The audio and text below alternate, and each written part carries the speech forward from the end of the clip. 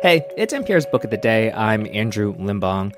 For a short time in the 90s, Whoopi Goldberg hosted her own nighttime talk show. Did you always want to act? No. What'd you want to do? I wanted to be a cowboy or a baseball player. Damn, me too. Yeah, well, doesn't everybody? Shoot. The vibes are extremely 90s. They're on big, comfy couches. The lighting is soft. Whoopi's in an oversized sweater. In this episode, she's talking to the actor Tom Selleck, at the time a huge sex symbol, emitting a casual sort of handsomeness in his hybrid cardigan sweater vest. What is that? What is that? Je ne sais quoi. What is it? What is that? It's exactly that. How do you say that? I get intimidated when I pronounce French Je ne words. sais. It's a joie de vivre. It's an approach to life from the ground up. Yes. And that's what makes you a sex symbol? It's up to you. I'm just a guy who looks in the mirror and needs a shave, you know? I'm playing this for you because we happen to have both of them on the pod today, separately, but still talking about their respective memoirs that they've got out. In a bit, we'll hear from Tom, but first, NPR's Ayesha Rascoe talks to Whoopi Goldberg about her memoir Bits and Pieces, and about navigating Hollywood and other people's standards for beauty. That's ahead. This message comes from NPR sponsor Homes.com. The right agent can make or break your home search. That's why Homes.com provides an agent directory that details each agent's experience, so you can find the right one and ultimately the right home. Homes.com. We've done your homework. This message comes from NPR sponsor Rosetta Stone, an expert in language learning for 30 years. Right now, NPR listeners can get Rosetta Stone's lifetime membership to 25 different languages for 50% off. Learn more at rosettastone.com/NPR. Whoopi Goldberg lives her life loudly and unapologetically. From The Color Purple to The View, she hasn't been afraid to go after what she wants and deserves. But she's also seen her share of loss and challenges, and we get a glimpse of it in her new book, Bits and Pieces. In it, we get to know the EGOT star's mother, Emma Johnson, and her brother Clyde, who both knew Whoopi as Karen Johnson. It's a memoir about love, grief, and coping with losing those you love. Here to talk about all of it is Whoopi Goldberg herself. She joins us now from our New York studio. Welcome to the show. Thank you. I'm so honored to have you here. I just got to get that out the way. And I really, this book touched me so much. So I'm so glad to talk to you about it. Thank you, I feel like I could call you I. You can call me Okay. I. Yeah, you can call. I've had friends call me I. You can definitely call me I. Cool, love it. So you've written memoirs before, and books about your own life, and typically performers focus kind of on themselves. Why did you want to tell your story through the lens of your relationships with your mother and brother this time around?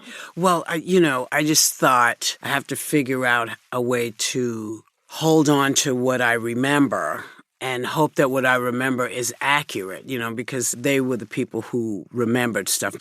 And I was starting to lose that. It felt like I couldn't remember dates of things or when things happened. It just was weird. So I thought, well, let me just get this done, because I always knew I'd have to write a book about my family because nobody knows anything about them. And I've never really said anything in depth about my origin story, as it were.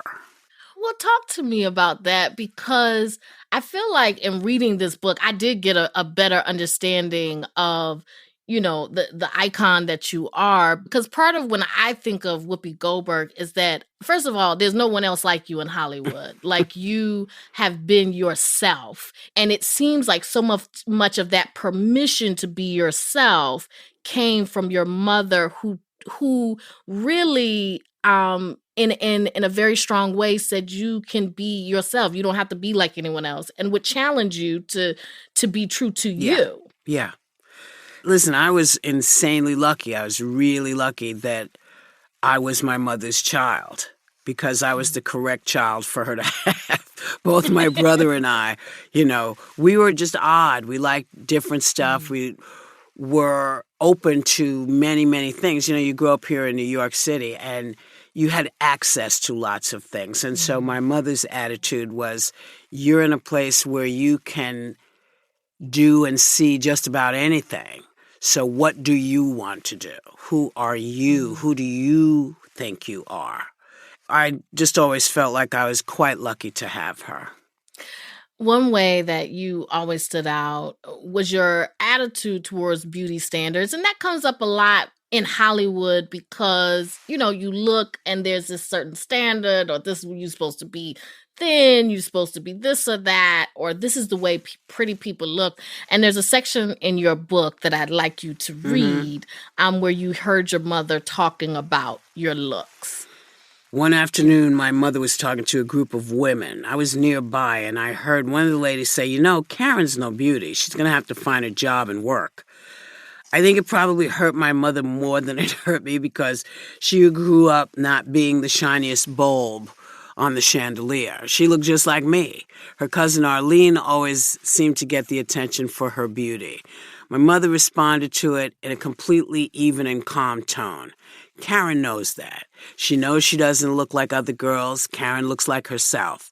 Whatever she decides she wants to do, she already knows she needs to be able to support herself and get by. I appreciated that my mother told me the truth. I still make my share of choices that don't work out early on, but I never got in a position where I couldn't change my life because I was dependent on another person to support me. I knew I'd be able to figure it out. And that stood out to me as a mother. I'm a mother myself, and I would have been like, my baby beautiful. And your baby is beautiful. She is beautiful.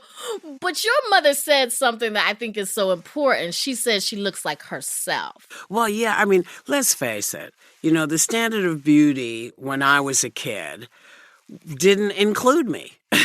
So everyone was judging what beauty was. And that was based on something 60 years ago. Yeah. Beauty has changed, and we have all figured out that we are going to look how we look. I'm fundamentally lazy when it comes to that. I don't want to keep up to other people's standards because it's too difficult. It's based on something I can't control. Talk to me about your brother Clyde, who was also your protector. Yeah. And then there's a very, not to give too much away, but after his passing away, you talk about all these women that showed up at all his memorial services. Oh, my God. We had like 4 different services for him because my brother loved to travel. He loved to travel, and he loved to drive. Mm-hmm. When I tell you that 2 or 3 women per memorial per memorial would come up and say, "Oh, I don't know if you know, Clyde and I were going to move in together," and it's like, "Oh, cool, okay," yeah. And then 12 minutes later, here's another one saying, "Oh, I don't know if you knew, but Clyde and I were together," and I'm looking at the other lady thinking, "Does she know about you?" But nobody knew about each other. Yeah. I'm telling you, he was not only was he remarkable, he's a really great man. He's the standard of man that you want. You want somebody who can hear you. You want somebody who has a sense of humor, who is not hung up on what you're not. Well, I want to just end things out because you say such beautiful remarks at the end about grief, and there may be someone who's listening. Mother's Day is coming up soon, and they may have had this loss. And I guess what would you say to them? This is my recommendation. Mm-hmm. If you have friends who have not lost their mothers, ask if you can join them for Mother's Day. Mm. It's a wonderful thing. It seems weird. It seems harsh. But most people will understand that you're hoping to make a connection because love is love. Yeah. Love is love. And so if you can share your love with somebody who didn't know they had a daughter from another mother, go be part of that and celebrate the mother you had. We mostly mourn our loss, you know. Yeah. But it's a huge one. It's a huge one. It's the first person who gazed at you. And even if you had a rotten relationship, pull all of that and then pull the good stuff. And if there's none, then find some from somewhere else. Yeah. Don't keep yourself in pain on this day. Celebrate who you can. That's Whoopi Goldberg, the icon, the EGOT, all of that. Her new memoir is Bits and Pieces. It's out this week. Thank you so much for joining us. Thank you, It was terrific talking to you. Thank you. This message comes from NPR sponsor Teladoc Health. There are lots of reasons for wanting to be healthy. Family, work, living a fuller life. Teladoc Health understands. Whether you have diabetes, high blood pressure, or just need to manage your weight, Teladoc Health can help. Visit teladochealth.com/whatsyourwhy for more information. That's TELADOC health/whatsyourwhy.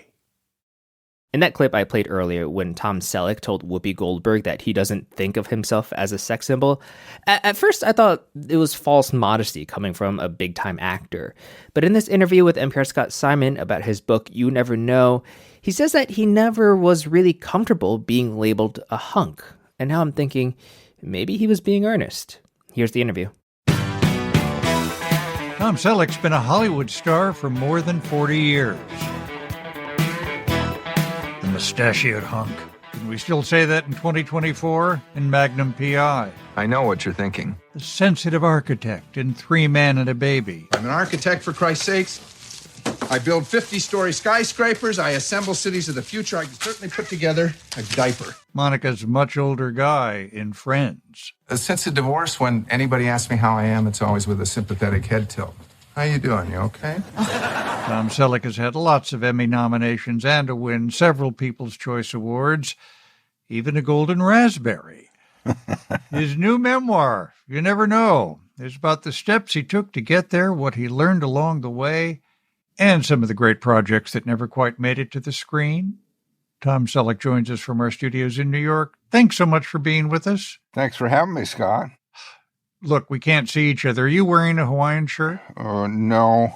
I had to kind of give them up when the show ended. They're a bit like wearing a flag, or you get a remark like, Tom, it's over. I have some, though. I'm happy to say I auctioned quite a few off for charities, so somebody has them. All right. Well, that's good. Before I forget, can you remember a line you had in your first role in an Air Force training film? Yeah. I don't know what his problem is, sir, but I think something's bugging him. Wait, hold on.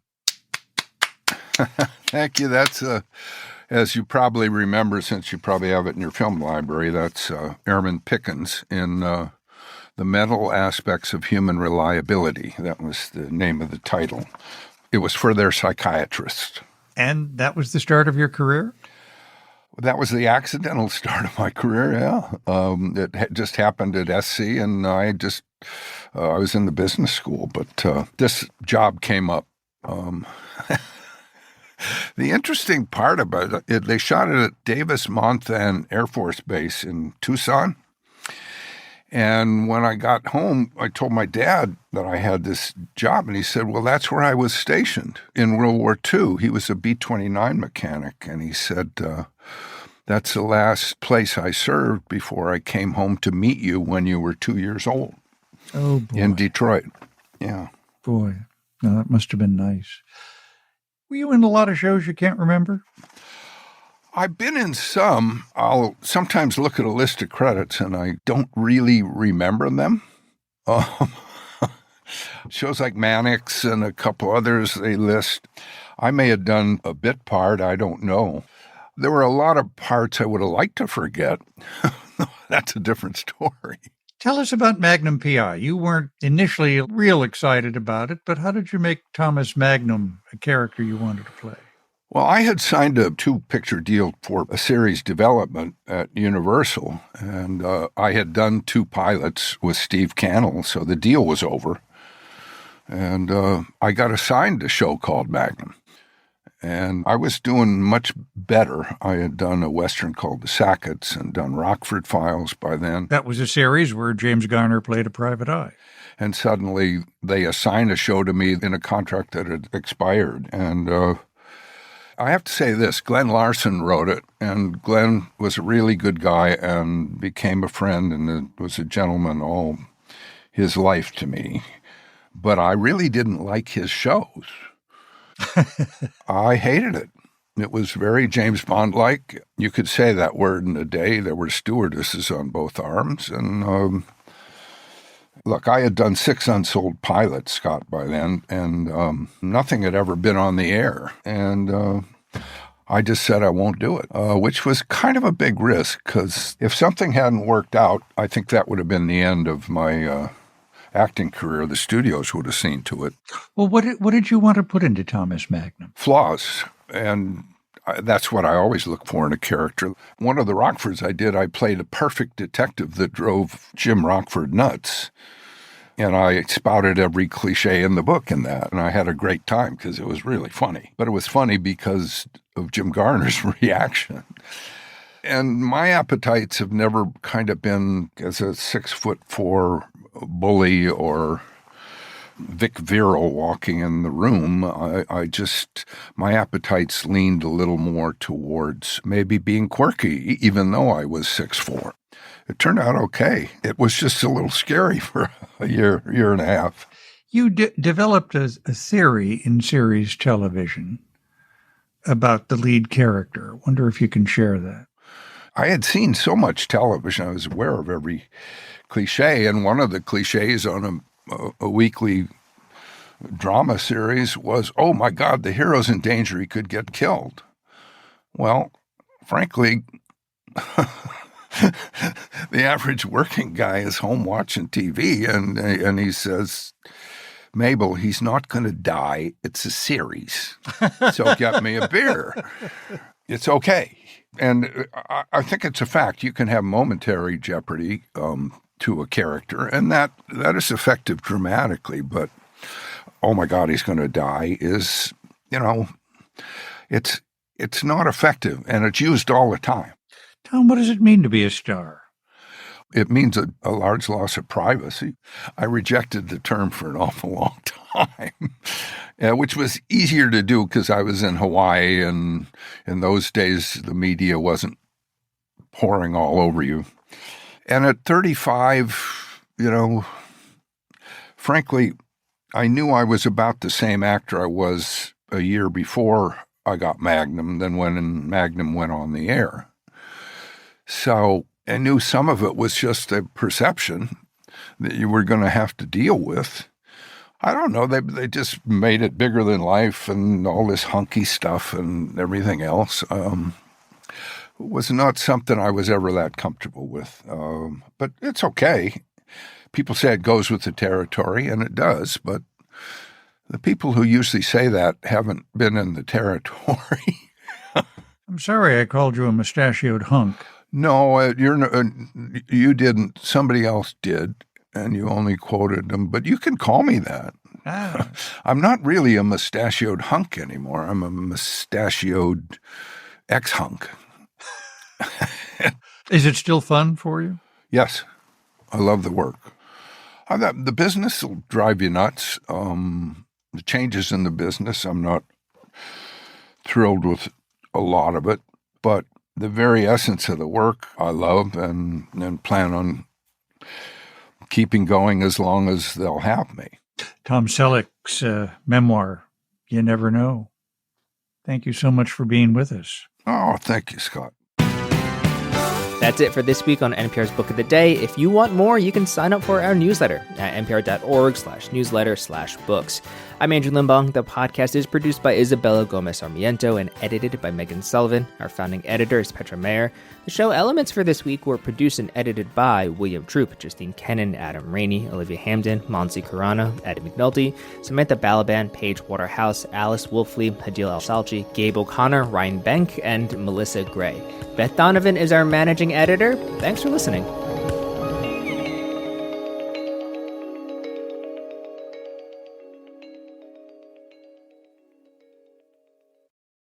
Last year, over 20,000 people joined the Body Electric study to change their sedentary, screen-filled lives.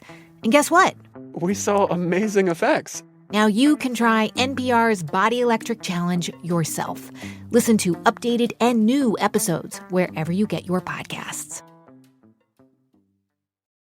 Support for NPR and the following message come from IXL Learning. IXL Learning uses advanced algorithms to give the right help to each kid no matter the age or personality. Get an exclusive 20% off IXL membership when you sign up today at IXL.com/NPR. This message comes from NPR sponsor Acorn TV. Acorn TV is brilliant television told brilliantly, from charmingly cozy mysteries to daringly dark dramas. Visit acorn.tv for a 30-day free trial with promo code NPR. Acorn TV. Brilliant.